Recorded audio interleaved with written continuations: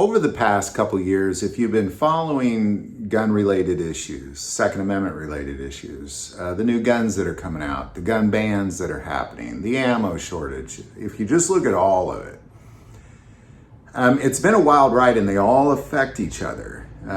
Be very clear on that, especially when it comes to new gun owners, because new gun owners went out and they bought guns or a gun based on advice from people. And then when they see that gun in the media with the government threatening to take away that gun or the government threatening to ban it or make you register it, that sort of thing, they get rid of it. They say, oh, I got to get rid of this thing. And we've talked a lot over the last couple of years about guns that people are returning. Like, what's the most returned gun right now? Because it's fascinating to see that pattern and why. And when I say returned, for clarity, what I'm talking about is you bought it and you can't return a gun, so you go trade it or sell it or something like that. But generally speaking, you're returning it, you're getting rid of it. And the number one gun being returned right now has been a trend for a while, and I want to talk about why. It's been a trend, but there's a new trend that just started really in the last month to pick up the pace on this particular gun. Because when it comes to new gun owners, most of them got advice to go out and buy a Glock.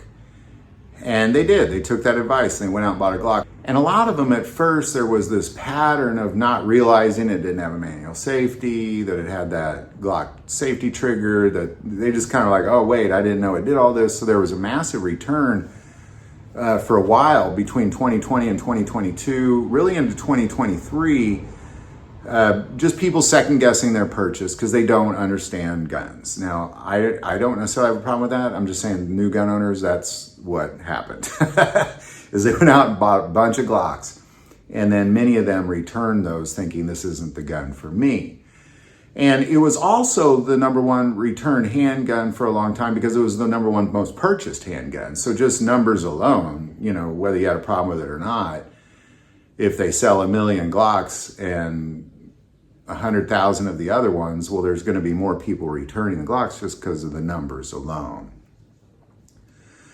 But it's different now.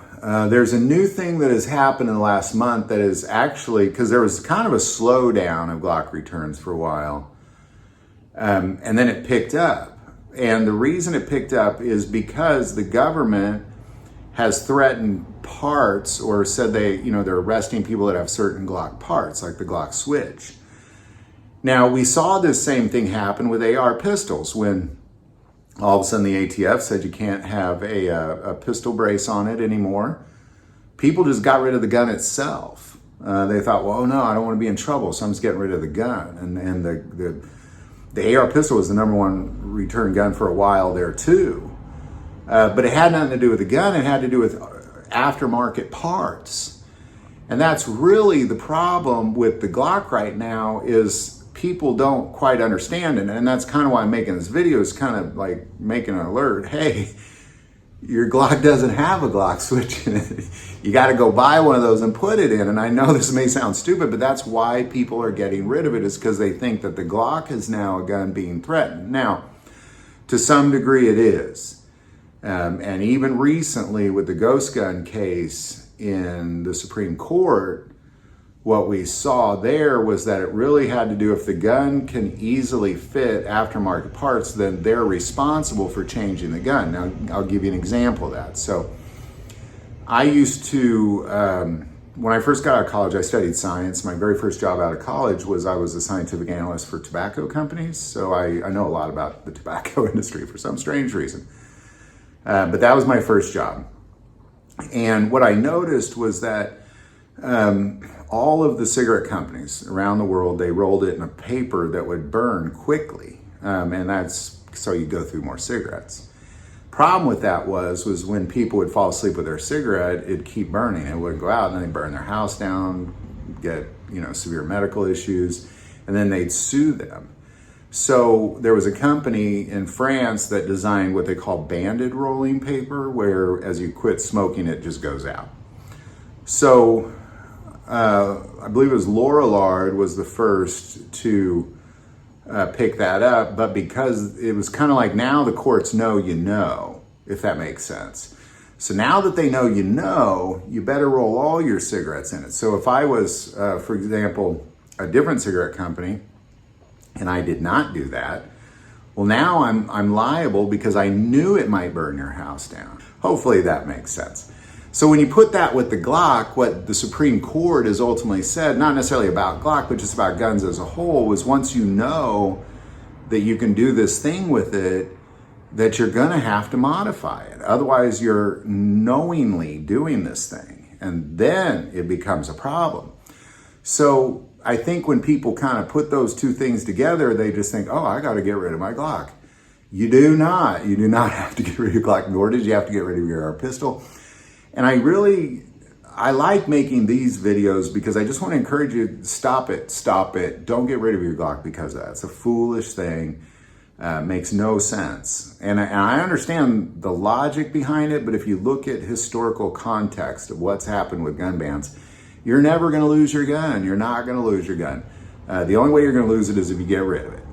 And I just encourage you, don't get rid of your Glocks. Just because the courts are now tangling with Glock switches, the worst thing that could happen would be that new Glocks coming out would have to be modified not to take that Glock switch.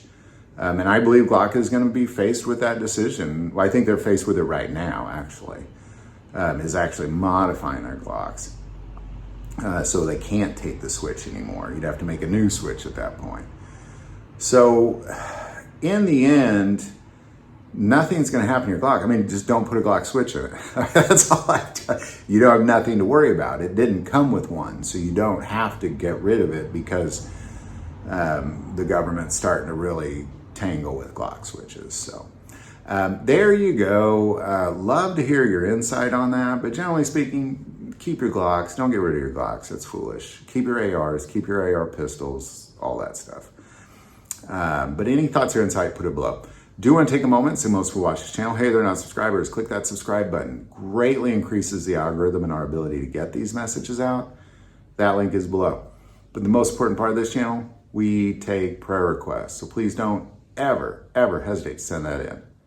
Thank you for watching this episode of God, Family, and Guns. And as always, love God, love your family, love guns.